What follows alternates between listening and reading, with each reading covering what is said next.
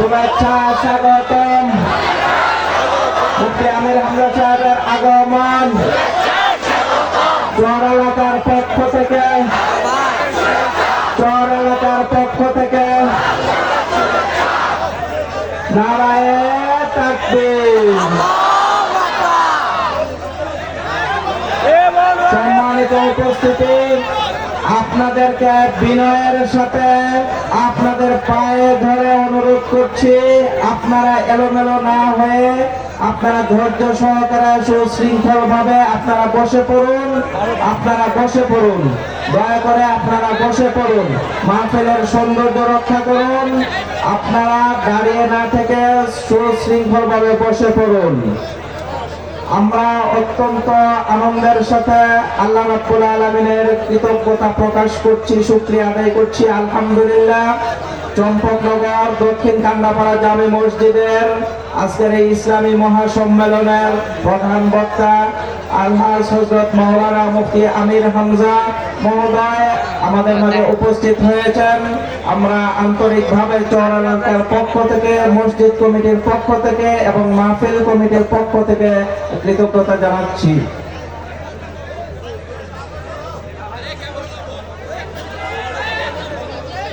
আজকের এই মাহফিলের প্রধান বক্তা মহোদয় ইতিমধ্যে আসন গ্রহণ করেছেন। এখনই তিনি বয়ান শুরু করবেন। আজকে এই মাহফিল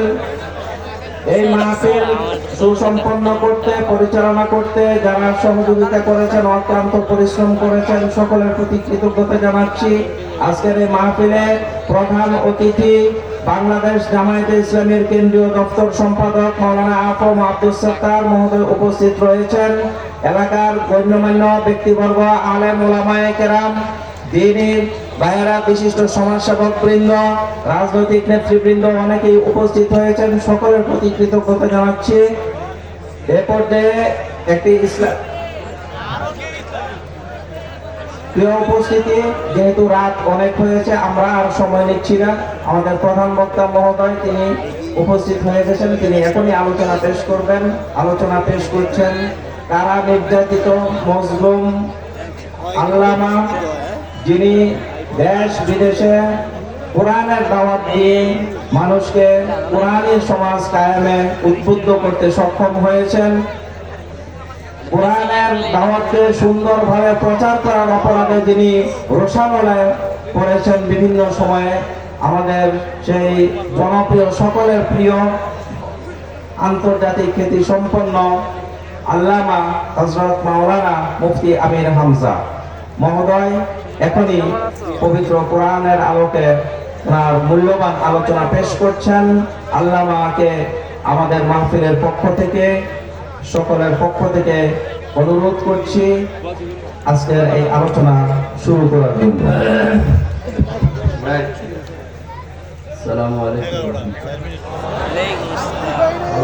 আওয়াজ বাড়াবেন না, ভাববেন এখানে দাঁড়িয়ে কি করে বসা যায় না এক জায়গায়? এই যে এত মূর্তি ভাঙার পরও দাঁড়িয়ে আছেন মানে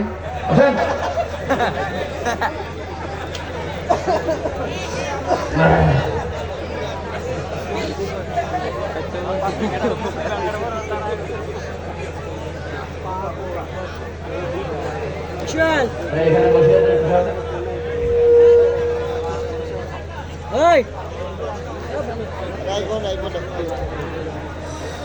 إن الحمد لله والصلاة والسلام على رسول الله أما بعد فأعوذ بالله من الشيطان الرجيم بسم الله الرحمن الرحيم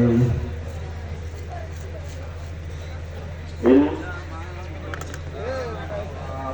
وعمل عملا صالحا فأولئك يبدل الله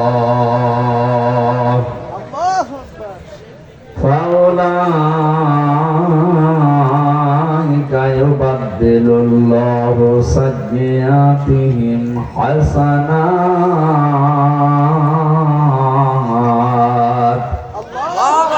وكان الله غفورا رحيما صدقت يا ربنا اللهم صل على محمد وآله وصحبه وبارك وسلم الحمد لله দাঁড়িয়ে আছেন বসলে ভালো হয় ভাই যারা দাঁড়িয়ে আছেন 5-10 মিনিট না 1 ঘন্টা বসে এটা কোন জেলা নরসিংদী জেলার সদর থানার অন্তর্গত চম্পকনগর দক্ষিণ কান্দাপাড়া জামে মসজিদের উদ্যোগে 2 দিন ব্যাপী ঐতিহাসিক ইসলামী মহাসম্মেলন এই অনুষ্ঠানের সম্মানিত সভাপতি জনাব আহমদ সরদার দামাত বারকাতুহুল আলিয়া, সহ সভাপতি জনাব জামাল সরদার, মাহফিলের প্রধান অতিথি বিশিষ্ট ইসলামী চিন্তাবিদ, ইসলামী সমাজ কল্যাণ ট্রাস্ট নরসিংদীর চেয়ারম্যান, রাজনীতিবিদ, আমাদের অভিভাবক জনাব আফাম আব্দুস সাত্তার, আতালাল্লাহু উমরাহু ওয়া বারাকাল্লাহু ফি হায়াতি, আমিন। প্রধান মেহমান হাজী মুখলেসুর রহমান, সম্মানিত উদ্বোধক হাজী বারেক আলী। আলোচনা যারা রেখেছেন এখানে আপনাদের এলাকার সন্তান জনাব শাইখ সিফাত হাসান, মুফতি আল আমিন হুসাইন, অন্যান্য উলামা ইকরাম, মঞ্চে বসার সম্মানিত ব্যক্তিবর্গ, আরো অনেকের নাম দিয়েছেন। আমি সময় যেহেতু এখন আর নেই, একবারই দোয়া করছি ওয়ারফা'না লাকা যিকরাক, যে মর্যাদা সম্মান আল্লাহ আরো বাড়িয়ে দেন। এই মাইক ঠিকই হয় না, না না এই মাইক হবে না, সাউন্ড লাগবে মানে কি যে রওশন একসাথে পেয়েছে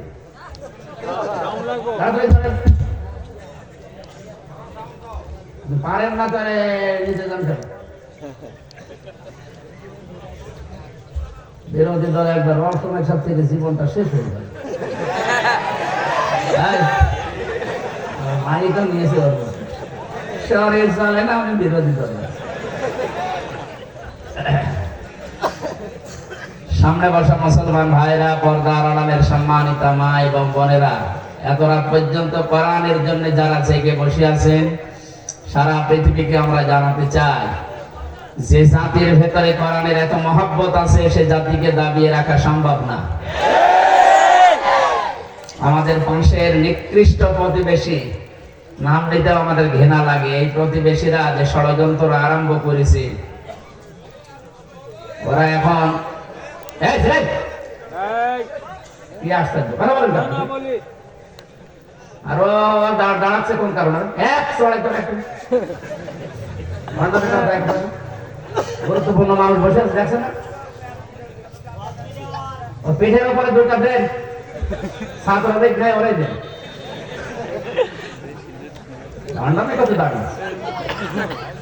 কথা বলবেন না, একেবারে এদিকে তাকিয়ে থাকে। নরসিংদীবাসী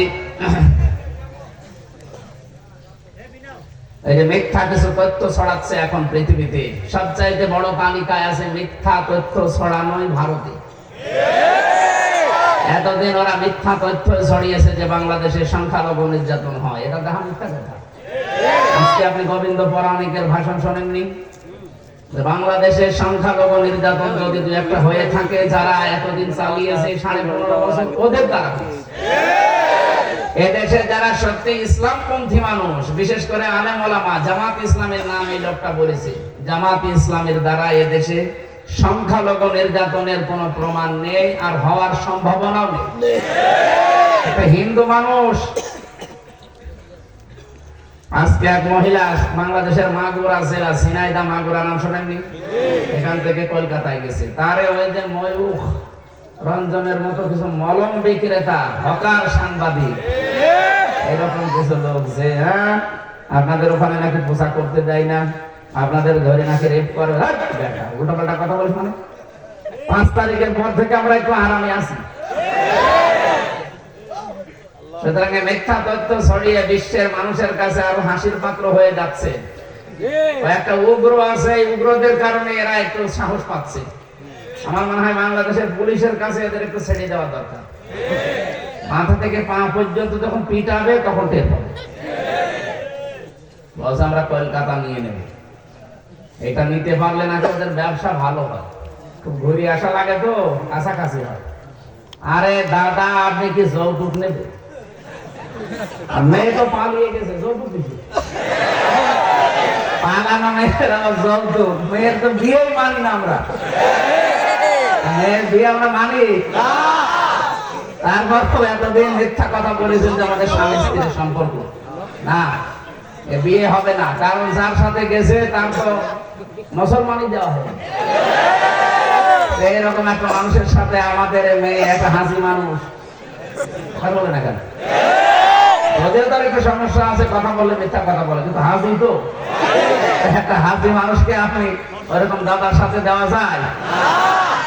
এটাকে আমি বানালাম। কোরআনে কারীমের সূরা বাকারার 221 নম্বর আয়াতে আল্লাহ নিষেধ করে দিয়েছে, ওয়ালা তুনকিহুল মুশরিকিনা হাত্তা ইউমিনু, যতক্ষণ মুশরিক পুরুষ মুসলমান না হবে, ঈমান না আনবে, কোন মুমিনা নারীর জন্য তার সাথে বিবাহ বন্ধনে আবদ্ধ হওয়া জায়েজ নেই। এজন্য এই দাদা আছে বয়স এখন যদি মুসলমান হয়ে বিয়ে করা লাগে, ও তো মুসলমানই যে হবে এখন, এই বয়সে মুসলমানের দিকে তো সমস্যা। এই জন্য আপনার সাথে আমাদের আত্মীয়তা হবে না ভাই, যৌতুকের তো প্রশ্ন আসে না। আমাদের ধর্মে যৌতুক দেওয়াও জায়েজ নেই, নেওয়াও জায়েজ। এই জন্য মেয়ে যখন গেছে এমনি থাক, কিন্তু বিয়ে করার কোনো স্বাদ যেন আপনাদের না যাবে, যতদিন অন্তত আপনারা মুসলমানই না দেবেন। আর আপনারা মুসলমানই দেবেন না আমরা জানি, কথা বলেন না কেন? আমির জামাত ডক্টর শফিকুর রহমান ঘোষণা দিয়েছে না, এদেশে 1 ইঞ্চি না 1/2 ইঞ্চি জায়গার দিকে কেউ যদি পা বাড়ায়, জীবন দিয়ে হলো আমরা রক্ষা করব। এটা আগস্টের 5 তারিখের আগে নেই, আগস্টের 5 তারিখ পার হয়ে গেছে। এখন সরি টের পান, আগস্টের 5 তারিখের আগ পর্যন্ত বাংলাদেশে 100 জনের 15 জন মানুষ চাইতো যে দেশে কোরআনের বিধান কায়েম হোক। এই 3 মাস কয়েকদিন হয়ে গেল, মানুষের এখন মত পাল্টিয়েছে। এখন 100 জনের 58 জন মানুষ চাইছে যে কোরআনে কারিমে দেশে কায়েম হোক। ঠিক আছে,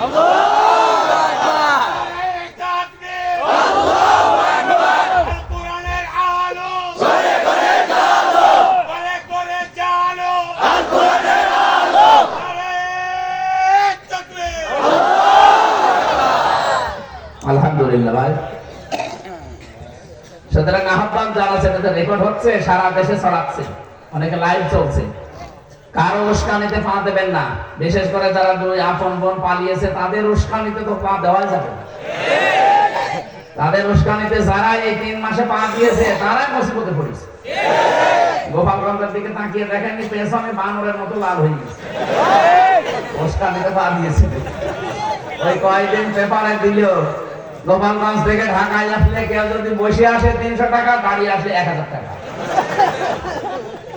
এখনো যদি আবার কেউ পা দেন, আপনার কিন্তু পেছনে আর পেছন থাকবে না, উল্টাপাল্টা হয়ে যাবে।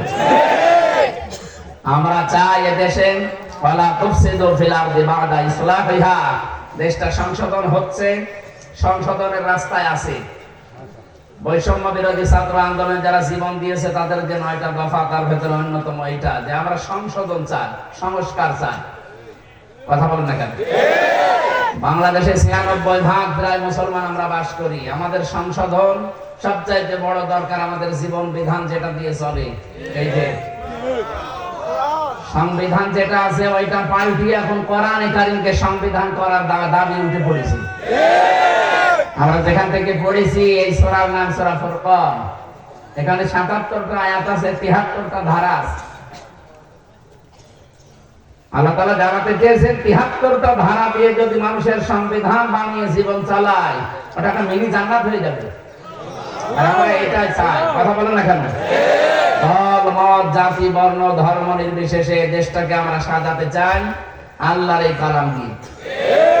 আমি আমিরে জামাতের আরেকটা কথা ঘোষণা দিচ্ছি, উনি জানিয়েছে যদি সত্যি এদেশে ইসলাম আসে, সাদাবাজি আর দুর্নীতি থাকবে না। এটা তো আমরা করবই না, কাউকে করতেও দেব না। এই কথার ঘোষণা এতদিন শুনেছেন কারো মুখে? শুনেন। সুতরাং ঘোষণা যখন এসেছে, সত্যি যদি ইসলাম আসে, অনেকে দেখছে আগস্টের পর থেকে চাঁদাবাজি বিভিন্ন কায়দা আরম্ভ করেছে।